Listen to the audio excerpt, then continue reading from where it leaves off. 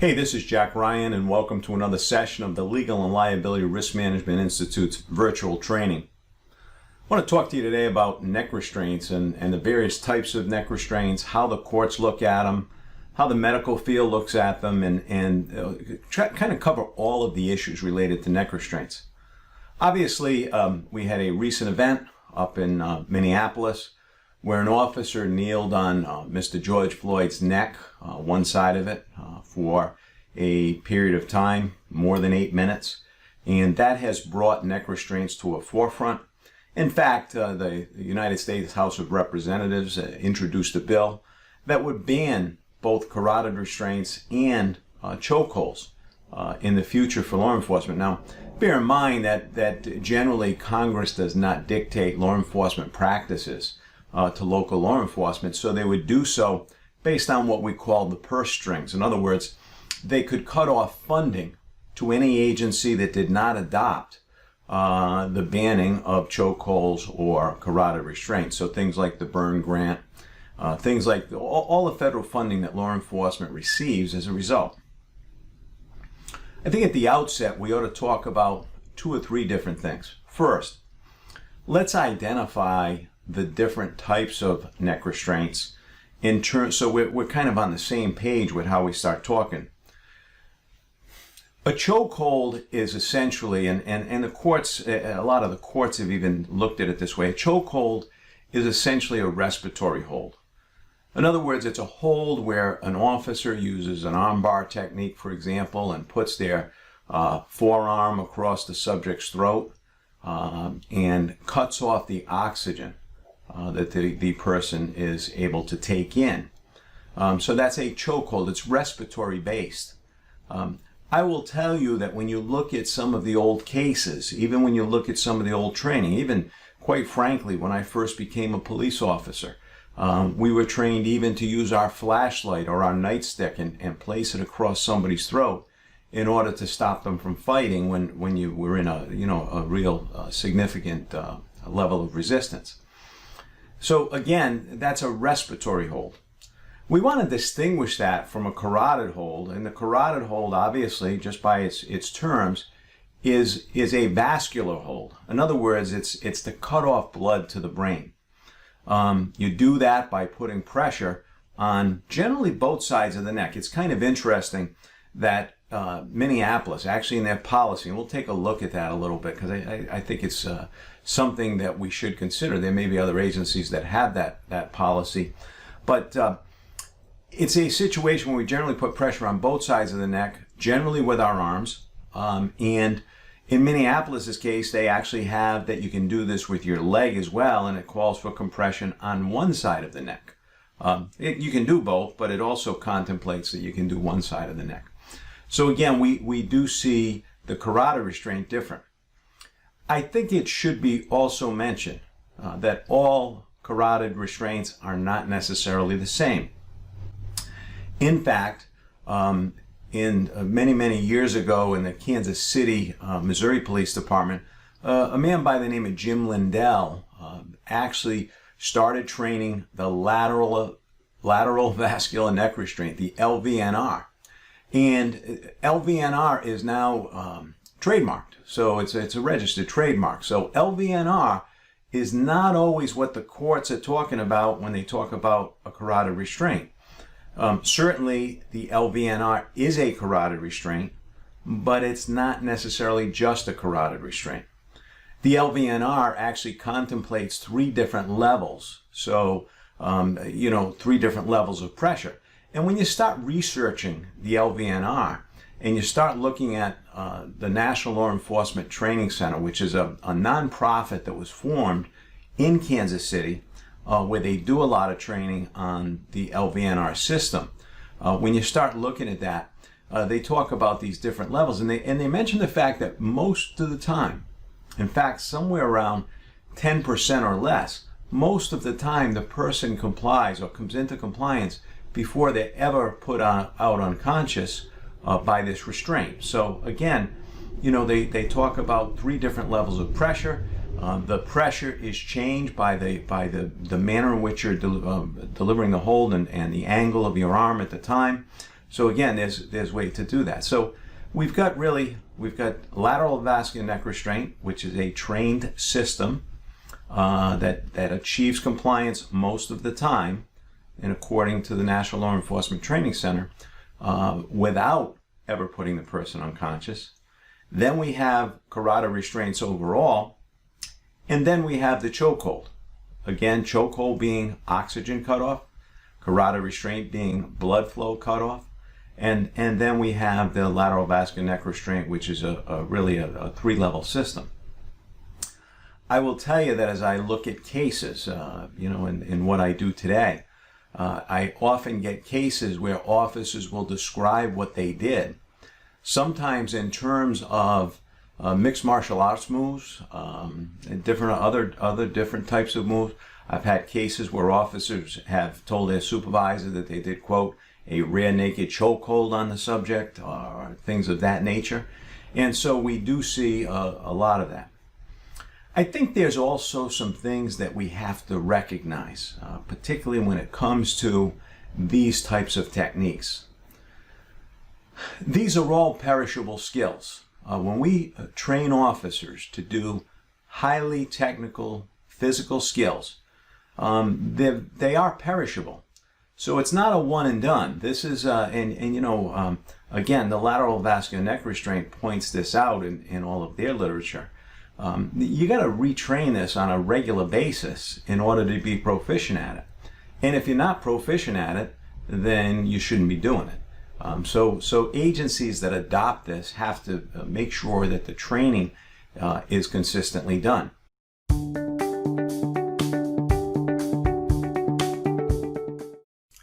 Hey, I want to talk about science and medical findings with respect to particularly carotid holes, because I don't find much in the literature related to anybody trying to refute the fact that if you put a chokehold on the front of somebody's neck, that you can cause serious bodily harm or death by cutting their oxygen off for a lengthy period of time.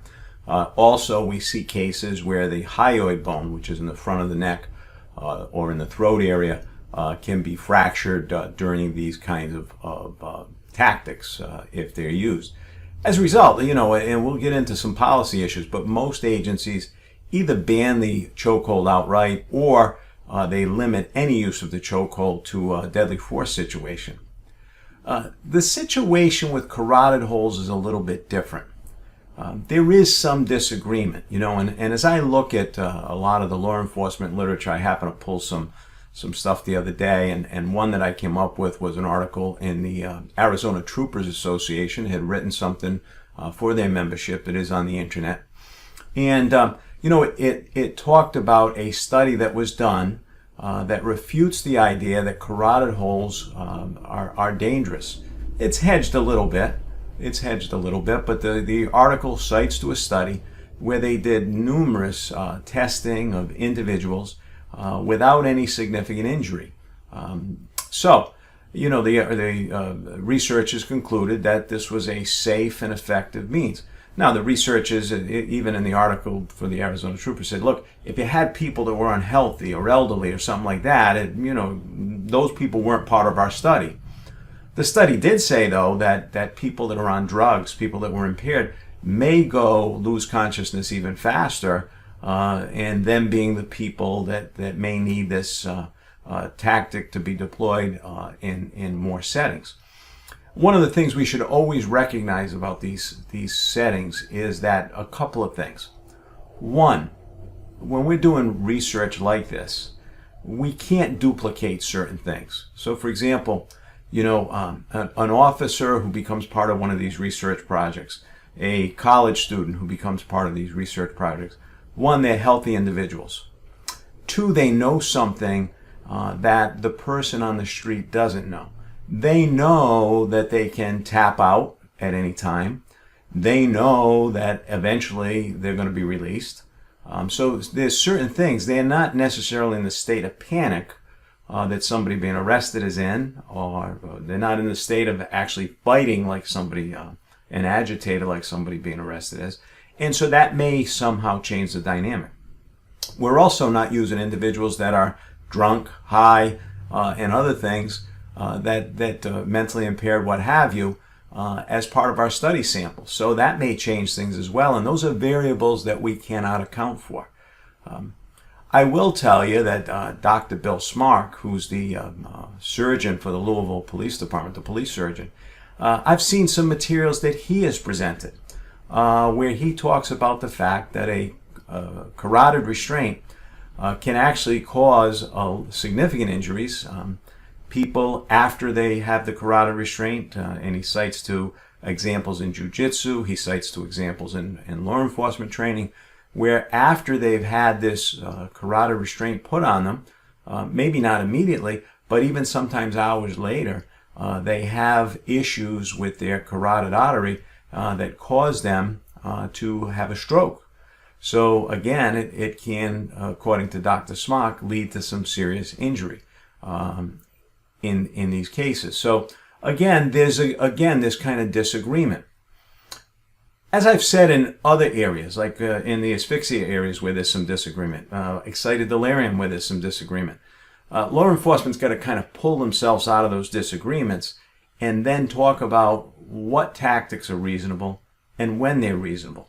And we get that perspective many times from the court decisions, which we're going to get to. But first, we're going to turn to a couple of policy provisions, because I think it is important to look at policy.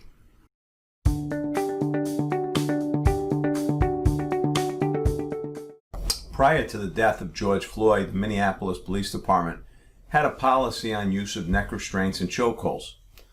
They defined a chokehold as a deadly force option and mentioned that it's direct pressure on the person's trachea or airway, the front of the neck, that blocks or obstructs the airway. So therefore, it's an oxygen or respiratory type hold. Then the agency defined neck restraint, and they defined two types, both of which are non-deadly force options. Again, Minneapolis defines it as compressing one or both sides of a person's neck with either an arm or a leg without applying direct pressure to the trachea or the front of the neck. And then, they do indicate that only sworn employees who have received training from the training unit are authorized to use neck restraints. Minneapolis Police Department authorized two types, both the conscious and unconscious neck restraint. The conscious neck restraint is when the subject placed in a neck restraint with intent to control and not to render the subject unconscious by only applying light to moderate pressure. Unconscious neck restraint being the subject placed in a neck restraint with the intention of rendering the person unconscious by applying adequate pressure. The Minneapolis policy also instructs officers on when these types of neck restraints can be used. As I mentioned before, chokehold can only use where deadly force would be justified. The conscious neck restraint can be used against a subject who's actively resisting, so any subject who is actively resisting. The unconscious neck restraint, a little more limited, shall only be used in the following circumstances: on a subject who's exhibiting active aggression or for life-saving purposes, or on a subject who is exhibiting active resistance in order to gain control of the subject, and if lesser attempts at control have been or would likely be ineffective. Neck restraints shall not be used against subjects who are passively resisting as defined by the Minneapolis policy. The policy also provides for some aftercare guidelines. After a neck restraint or chokehold has been used on a subject, sworn Minneapolis Police Department employees shall keep them under close supervision until they are released to medical or other law enforcement personnel, and officers who have used a neck restraint or chokehold shall inform individuals accepting custody of the subject that the technique was used on the subject. So again, there's no mandatory requirement of medical care. There's no mention of rendering aid if the person is showing signs of physical distress. However, they do talk about releasing them to medical or other law enforcement personnel and making sure that anybody they're released to is aware that the person, the neck restraint or chokehold was used on the subject. To take a look at the Las Vegas Metropolitan Police Department's policy on lateral vascular neck restraints. Notice that they have actually used the system that came out of Kansas City, the registered trademark. Recently, Las Vegas Metro changed this force option and put it at an intermediate level, no matter what, whether it was at level 1, level 2, or level 3, which we'll talk about. The policy describes, as we have done, that it's a control technique where you use pressure on the sides of the neck to restrict blood flow to the brain, causing the subject to pass out. Las Vegas does recognize 3 different levels, so I want to point that out. No officer can use the LVNR without completing the 12-hour certification course provided in the academy, and that has to be provided by LVNR instructors, certified instructors only. Additionally, all officers get regular training on this continued training. Remember, we talked a little bit about muscle memory control, and we talked about the perishable skills issue. This being a perishable skill, really important that you provide training.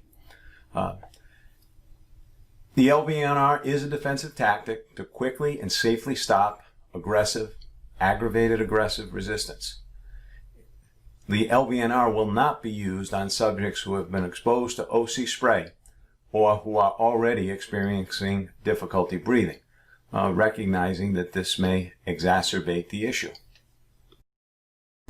It should be noted, Las Vegas does have a prohibition against chokeholds. They don't call it that, but they note that officers will not use any armbar techniques that involves a neck restraint, recognizing the fact that the armbar technique was something that was used in the form of a chokehold on other occasions. They do list some tactical considerations. When applying the LVNR, only amount of force necessary to bring the subject under control will be used.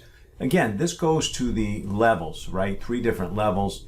The first 2 unlikely to cause the person to actually pass out, as indicated. And in most cases, I think if we look at the National Law Enforcement Training Center's statistics, they say that only in 10% of the cases do you put the maximal level of force on the carotid artery such that the person actually passes out. Las Vegas really reminds officers that when the subject's brought under control, the LVNR will be relaxed.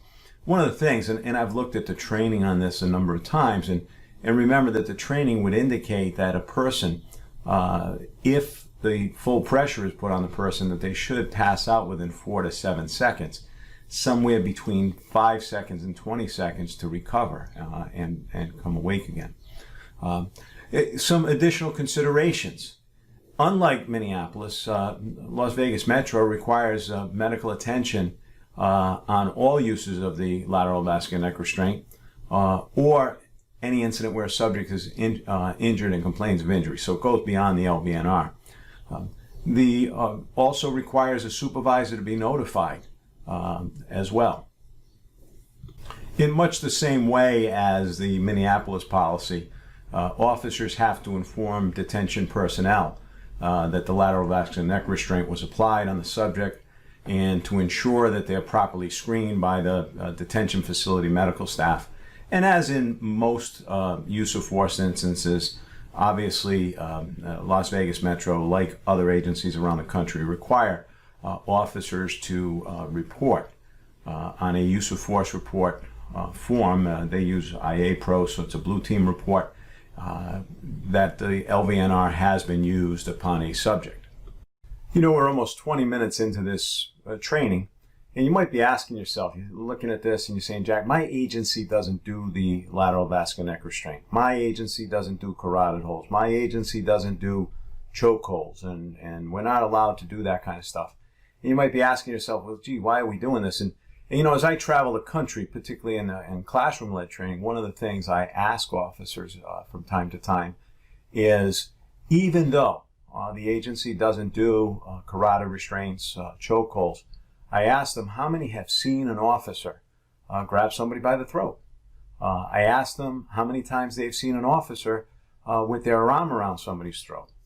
How many times they've either themselves or seen an officer with a struggling individual try to put the subject in what we would commonly refer to as a headlock or some other type of upper body control and have it devolve into something that looks more like a chokehold.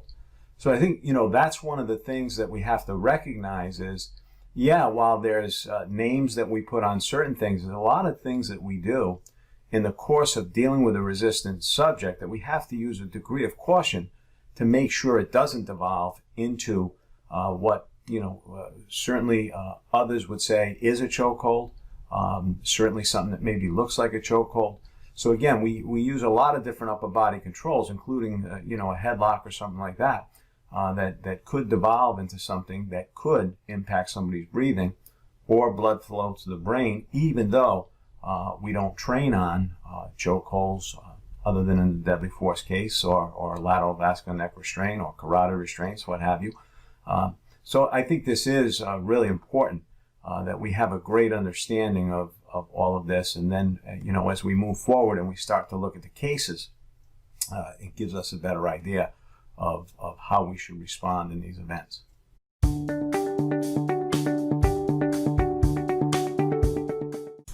I think before we get too far along, it is worth mentioning that any use of force by law enforcement when considered under Fourth Amendment analysis and even under most state law is judged by the standards that come from Graham versus Connor, which was a 1989 U.S. Supreme Court case that has basically withstood the test of time. In Graham, the court said, hey, look, you've got to consider three things to determine if an officer's use of force is objectively reasonable. How serious is the offense the officer considers at the time the force was used? So an important piece, it's not necessarily the offense that initiated the contact. So for example, you might stop somebody for a traffic violation, but if in the course of the encounter they pull a gun on you, then it would be the pulling of the gun. That would be the offense, not the traffic infraction. Whether or not the subject poses an immediate physical threat to the officer or anybody else present, and when we look at that, we really have to consider what that level of threat is. Because we have all different kinds of threats. We could have a threat with a weapon, which is at the high end, versus a verbal threat at the low end. So again, does the person pose an immediate threat to the officer or someone else present that the officer is trying to protect? And then finally, whether the subject is actively resisting or attempting to evade arrest by flight. I think it's also important to put on the table that deadly force has its own definition that has been adopted across the board by our federal courts. And deadly force is defined as that amount of force which creates, quote, a substantial likelihood of serious bodily harm or death.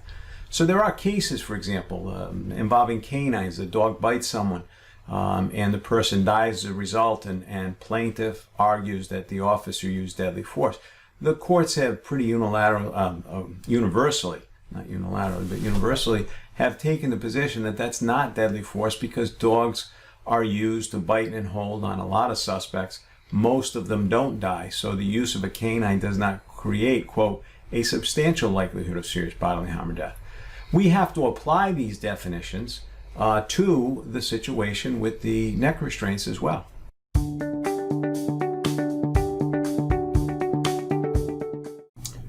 The United States Supreme Court has only considered carotid restraints or chokeholds in a single case, and it's not your typical use of force case. It was actually a case where a man by the name of Lyons was actually seeking an injunction to stop the City of Los Angeles Police Department from ever using a chokehold or a carotid restraint again. His situation was he was stopped for a traffic violation of some sort. His allegation was that during the course of that event, 4 officers took control of him and used either a carotid or chokehold on him, carotid restraint or chokehold. And so he brought a lawsuit, in part of that lawsuit, seeking a permanent injunction, as I said, to stop Los Angeles from using this tactic anymore. And the lower courts had at least partially granted his injunction, his preliminary injunction. So it goes up to the United States Supreme Court. And one of the things when somebody seeks an injunction, they have to show that they're likely to suffer harm in the future from whatever it is they're trying to enjoin. And really that's what this case came down to. The court did mention a couple of things. One, in the time span between the initiation of this lawsuit and the time it got to the Supreme Court, Los Angeles had 5 more deaths related to chokeholds. As a result, the city had essentially prohibited chokeholds, and they had put a moratorium on the carotid restraint for 6 months, other than in deadly force cases. So, there was some resolution already, if you will, to these events. Bottom line is, the court refused to issue the injunction and enjoin the city of Los Angeles from getting rid of these tactics. And the court took the position that Mr. Lyons didn't have what they call standing. In other words, he couldn't show that he was likely to suffer from a chokehold or a carotid restraint at some point in the future by the City of Los Angeles Police Department. So because he couldn't establish that he was likely to suffer future harm, he didn't have the standing, if you will, or the position, if you will, to get an injunction against the City of Los Angeles. The Valenzuela case is a case where a woman called the police and reported that she had been followed home by a man who was acting very strangely, had had some conversation with her, and law enforcement initially located the man, Mr. Valenzuela, in a laundromat. We're going to look at the video that was released by authorities relative to the officer's actions and Mr. Valenzuela's actions in this case.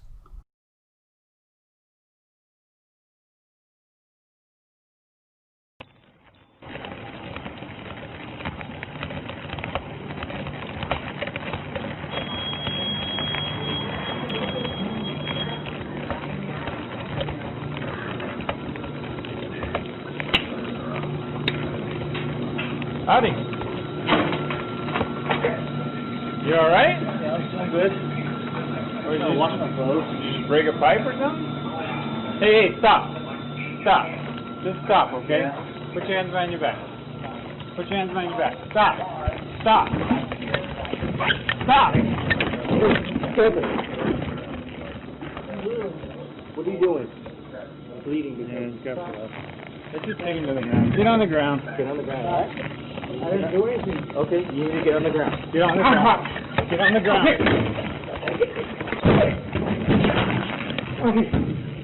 Stop.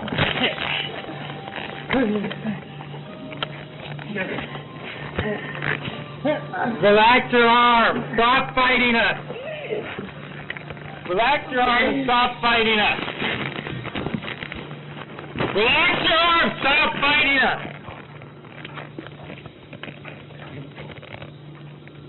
He's out? Is he out? No, he's not.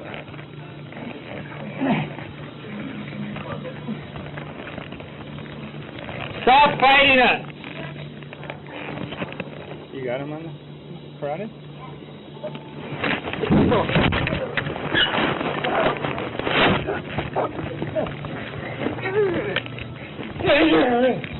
Stop fighting us. Adam, he is great in Please him?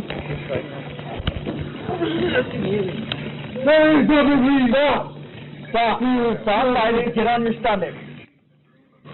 Stop here, please. Okay, let go of your arm. If you roll over and we'll get on top of him. I can't breathe. Yep. I can't breathe. What? Please do it. Face the ground. Ryan, for what? Help me. You're under arrest. Stop, please. Stop. Now you can get there. Stop. Please.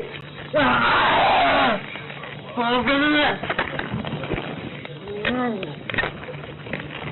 Stop fighting us.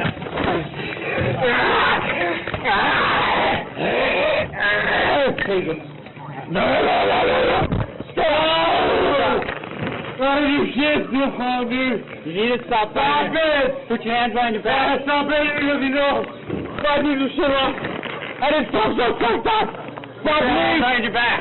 Stop. Please. Oh, please. Ah! Ah! Ah! Ah! Stop it. Ah! Ah! Ah! Ah! Stop fighting us.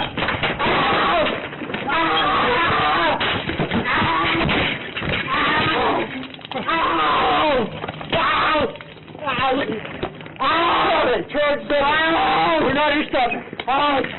We're not your stuff. Stop it! Stop! Stop! Stop it! Stop it! Stop it! Ow!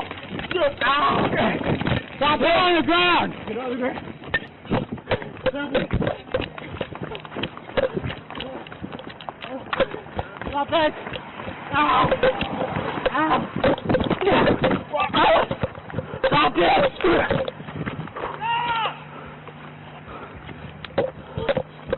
Stop it! Stop! Get on the ground! No! No! Help me! Ow! Ow! Get on the ground! Please help! Get on the ground! Stop, please! Get on the ground! Get on the ground! Get on the fucking ground! Oh, stop, please! Stop, please! Get on the ground! We're near the 7-Eleven. Northeast corner.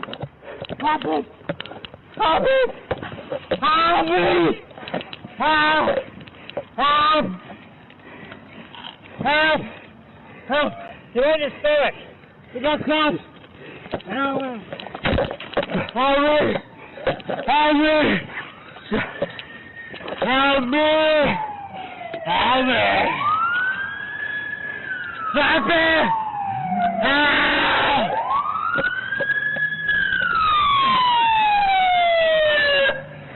No. Stop resisting. Hold that choke. Hold that choke. Get a good put that inside that bicep. Stop resisting. Hold it. Hold it. Stop resisting. Hold it. Just put him out. Put him out. Stop resisting. Stop resisting. Hold it. Hold it. Push it in tight. You got it good?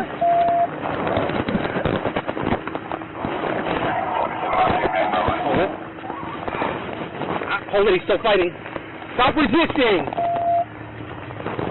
Get on the stomach if you can. Try to roll the stomach. There you go. Okay.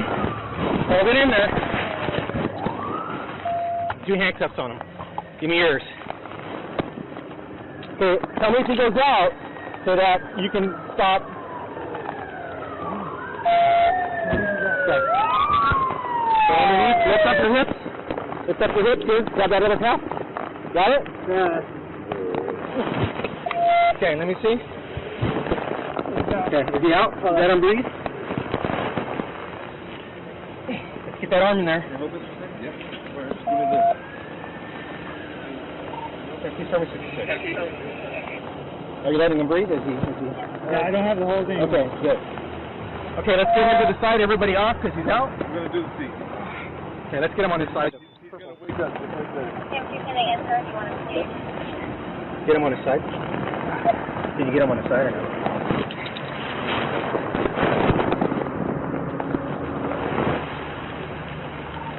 Have him come in.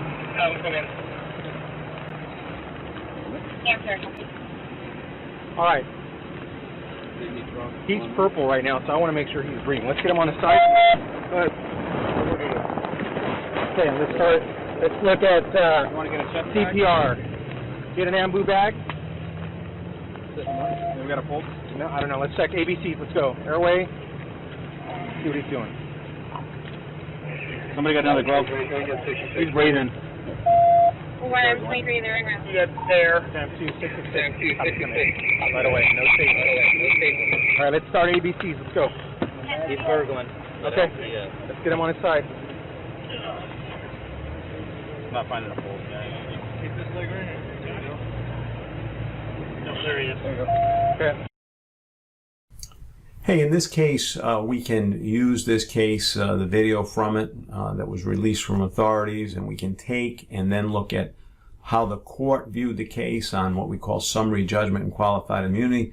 And then we can even see in a case like this what a jury determined at the end of the day, because all of those results are now in.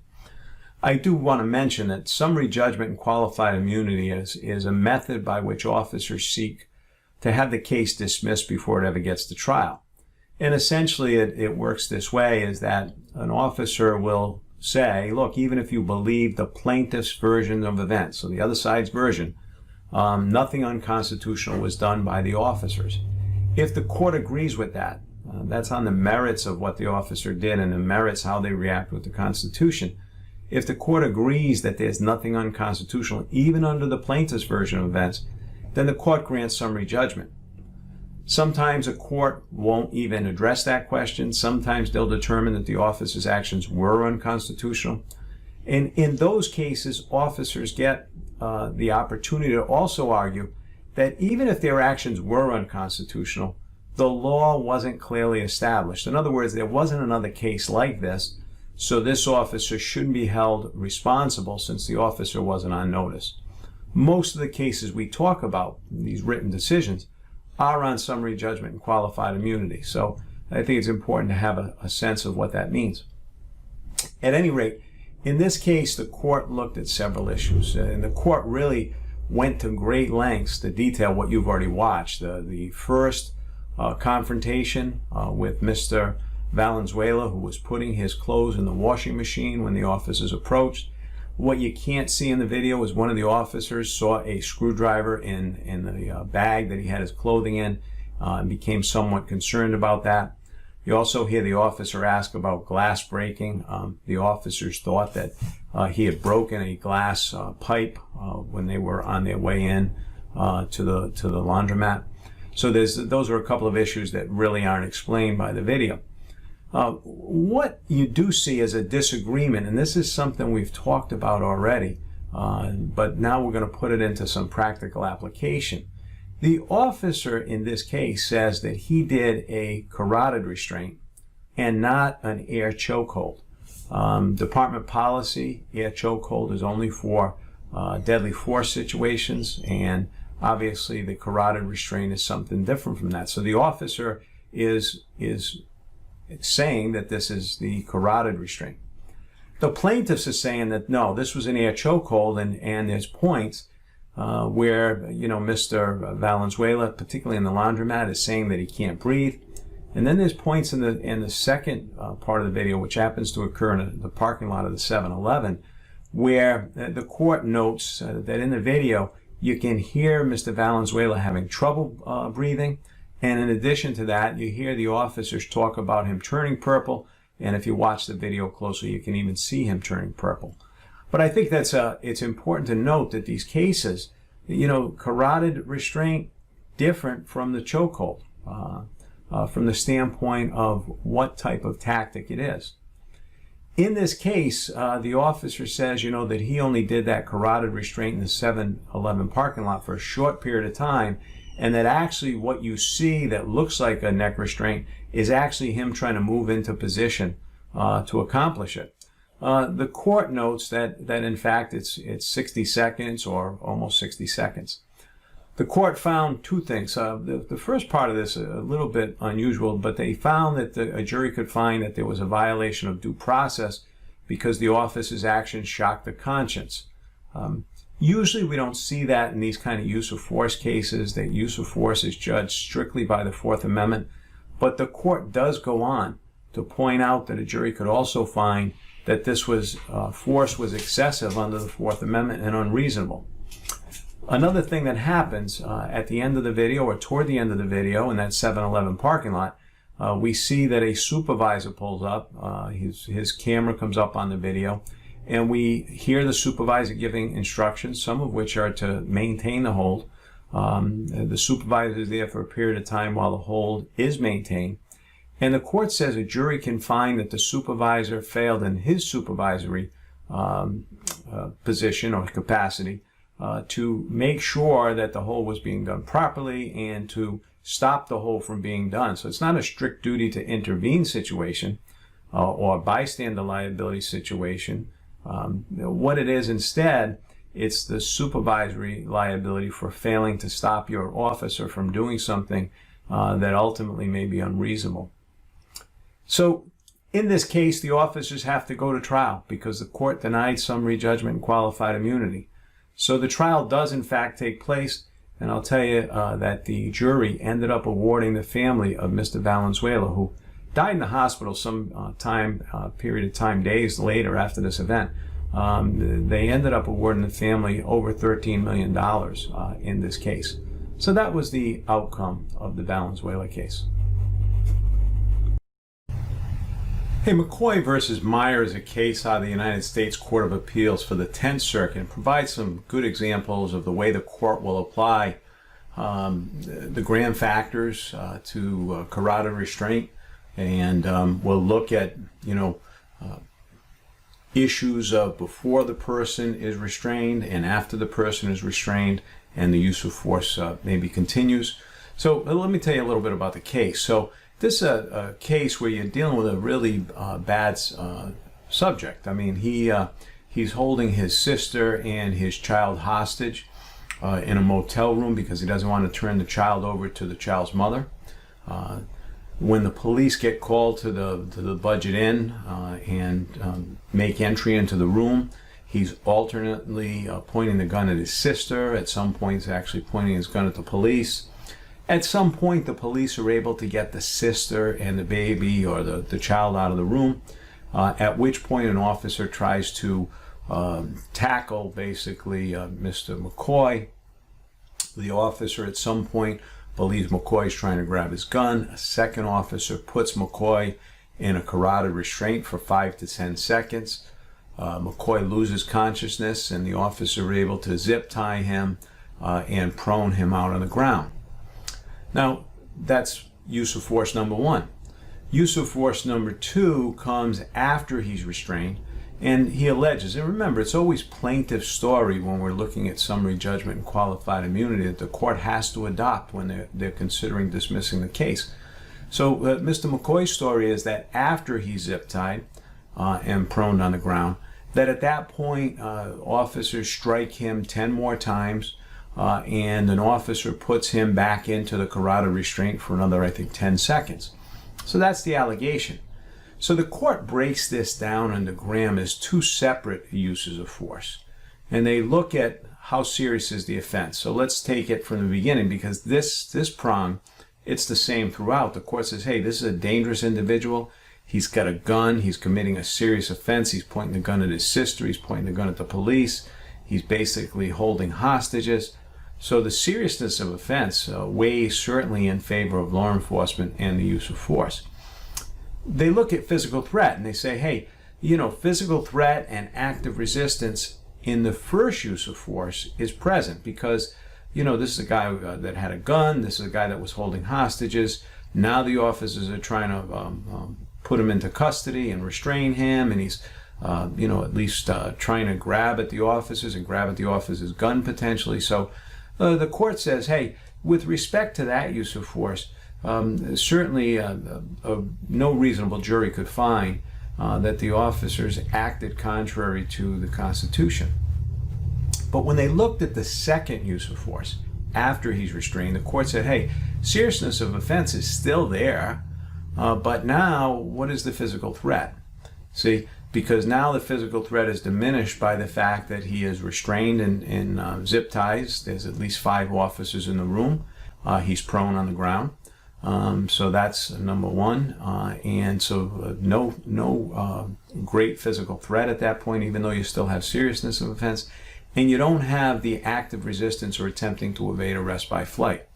So it provides a good example that, sometimes courts will find that the carotid restraint is a reasonable use of force, but the court will scrutinize it a little more when we talk about the person being restrained, because that diminishes physical threat and actually diminishes their ability to actively resist or attempt to evade arrest by flight as well.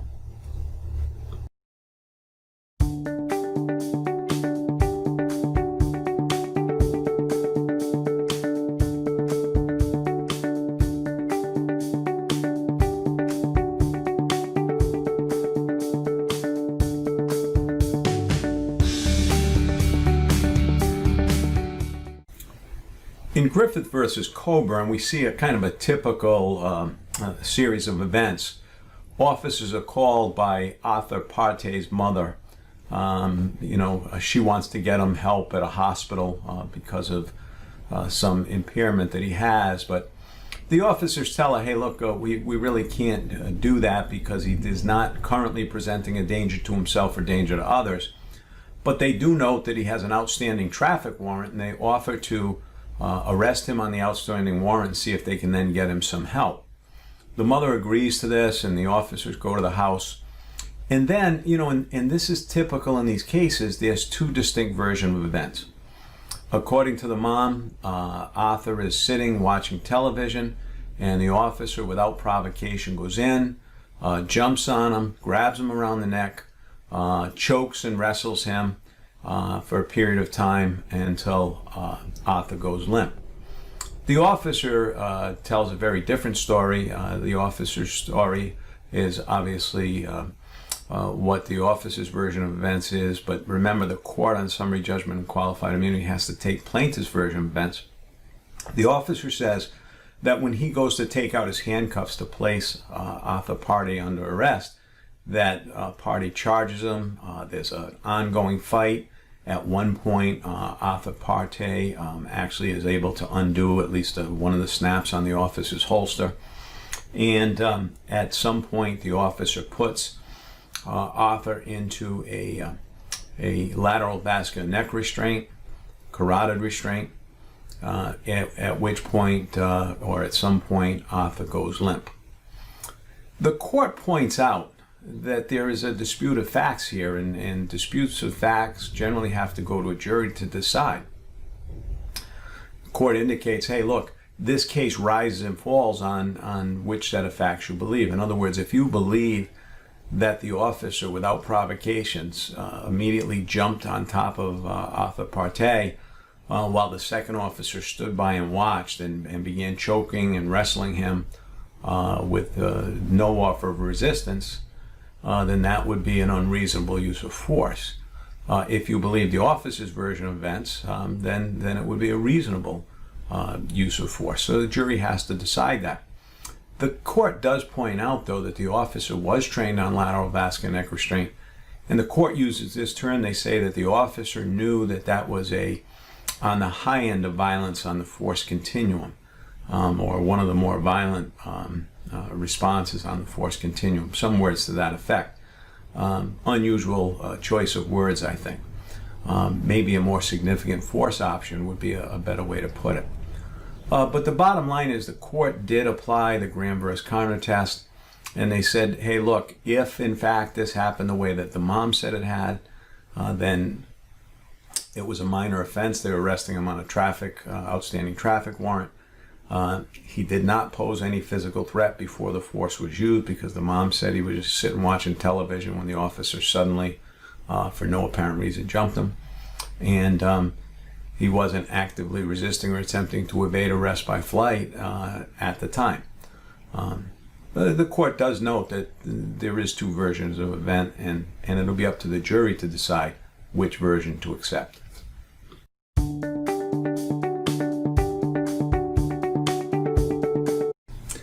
Hey, a federal lawsuit from the Southern District of Ohio mentions lateral vascular neck restraint. So I want to point something out even before I get into the facts of Copen versus Noble County Sheriff's Office. There's a lot of cases that mention lateral vascular neck restraint, vascular neck restraint, carotid restraint. Remember that lateral vascular neck restraint is a registered trademark. It's a particular tactical system. I think sometimes that the courts don't necessarily realize that LVNR is this system, and if somebody uses that terminology in the case, they may use that terminology even though it is not really the registered trademark lateral vascular neck restraint. So again, it's something to keep in mind as you read these cases and as you look at these cases on this topic. At any rate, the Copen case involves a gentleman by the name of Copen. He gets into a argument with his live-in girlfriend. There is no allegation of domestic violence or domestic assault. He ends up deciding that he's going to pack up his things and leave their residence. So he's loading his Harley Davidson into a trailer, loading his firearms collection into his car. And his girlfriend, Miss Connor, for some reason, she decides to go to the sheriff's office. It says in the case report that, in fact, she gives some kind of statement, although there's never anything in the case about an allegation of domestic violence. But she does ask members of the sheriff's office who are accompanied by the local police department to come out to the house and have a talk with Mr. Copen. When they get to the house, he's still, loading up his car and whatnot, and they have a chat with him. And Mr. Copen agrees that he will leave the residence and come back at a later time for the rest of his belongings. Obviously, the officers think that's what happens. They leave the scene. Mr. Copen doesn't actually leave the scene. He actually gets in his car and he actually drives onto a neighboring property that's being rented. There is a little bit of a dispute whether he's parked in an alley behind the house or whether he's on the rented property. Not really relevant to the use of force that's alleged in this case.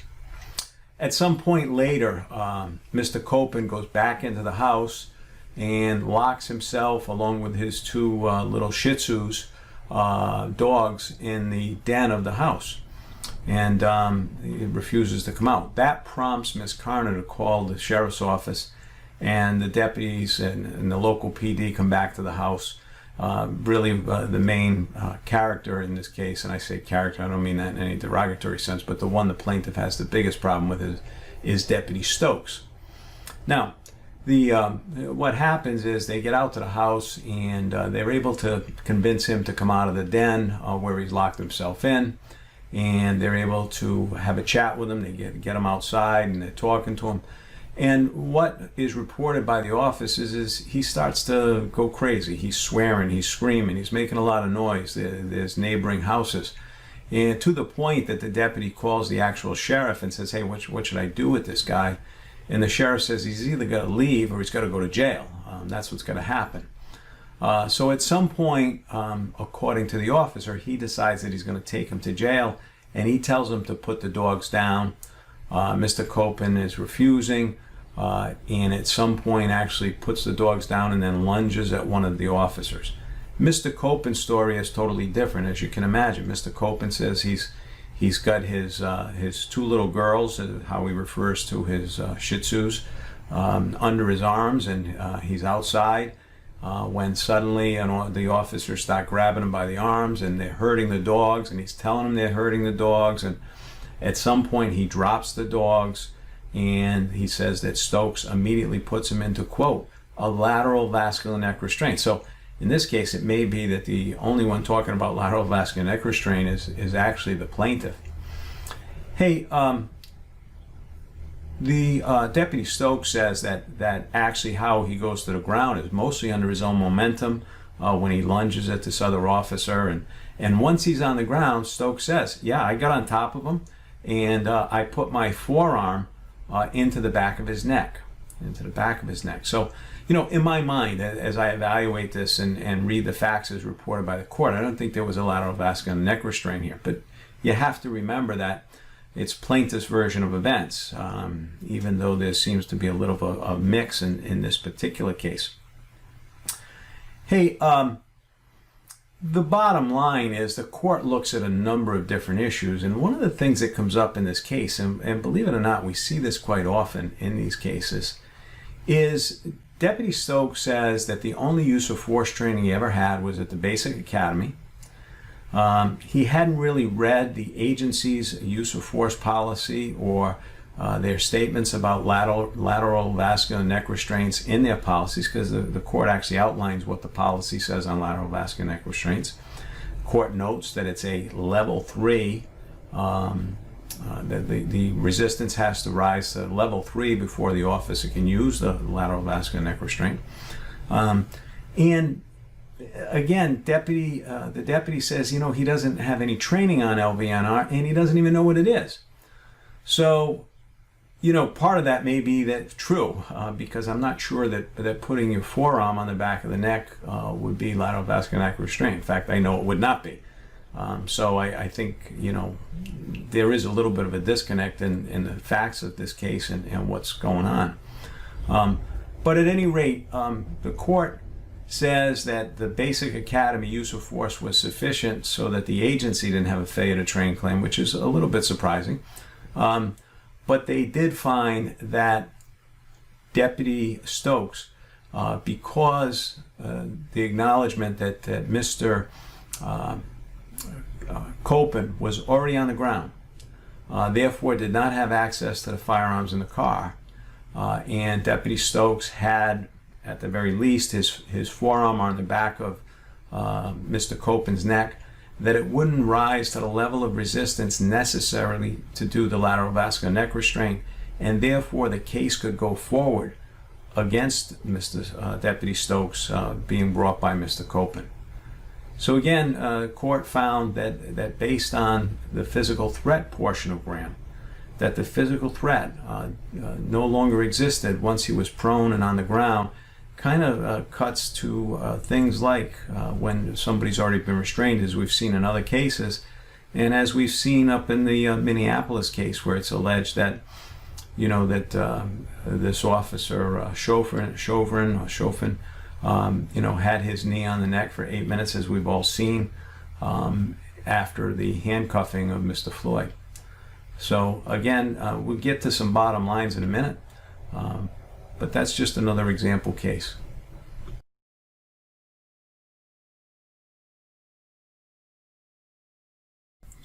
Hey, we've covered a lot of ground in the last hour, so I just want to hit a few of the highlights. One, we have to recognize that there is some medical disagreement, even with respect to carotid restraints, the lateral vascular neck restraint, with respect to whether or not it can cause serious harm to an individual. I think law enforcement's got to take themselves out of that argument and get more focused on the cases, which we've tried to do. We've also looked at some policy issues, and we looked at, for example, Las Vegas Metro, who really got some accolades when they moved the lateral vascular neck restraint to an intermediate level use of force, where before they had it, particularly in the at the low pressure stages, to be a less significant use of force. I think we also have to look at the fact that the chokehold should only be used, in fact we should make it policy, that it should only be used in cases where deadly force would be justified. So the officer is left with no choice. The officer, if given the opportunity, can take out their gun and use it, then by all means, then they should be able to do whatever is necessary to protect themselves or protect somebody else who's in danger of serious bodily harm or death, in an immediate danger. So, you know, really the focus of my summary now is really on lateral vascular neck restraint and carotid restraints, if you will, which is the blood flow issue, you know, slowing the blood down, going to the brain such that a person could be rendered unconscious for a short period of time in 4 to 7 seconds, and generally they are recovered in 5 to 20 seconds.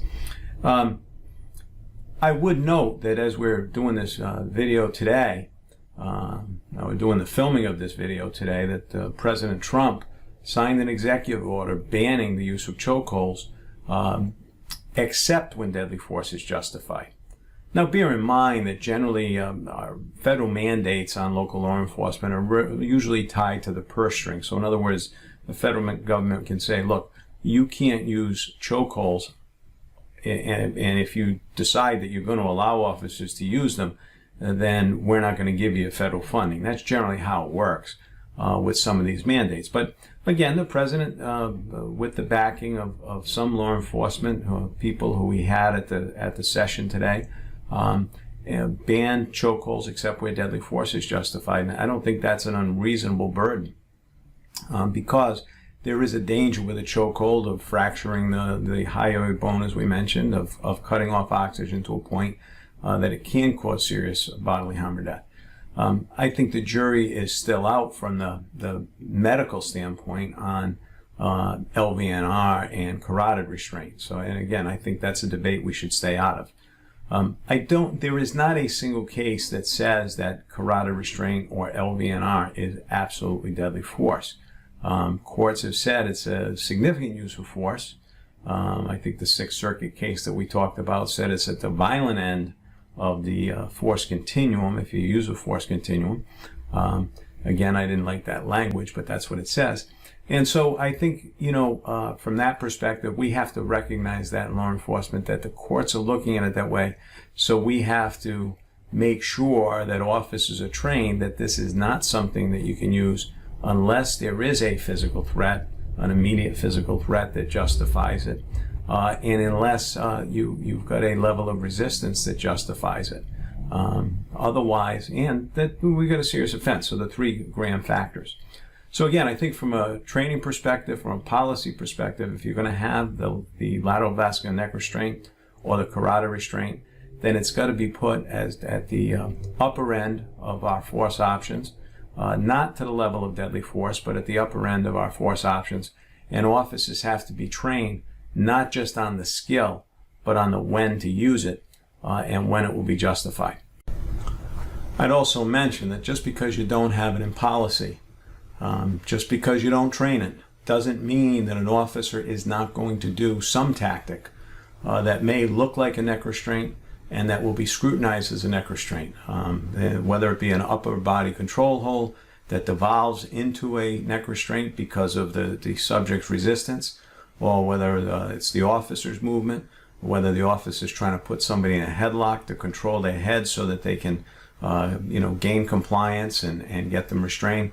The bottom line, officers have to use a degree of caution when using any kind of upper body control hold that could devolve into a neck restraint, because that will be highly scrutinized.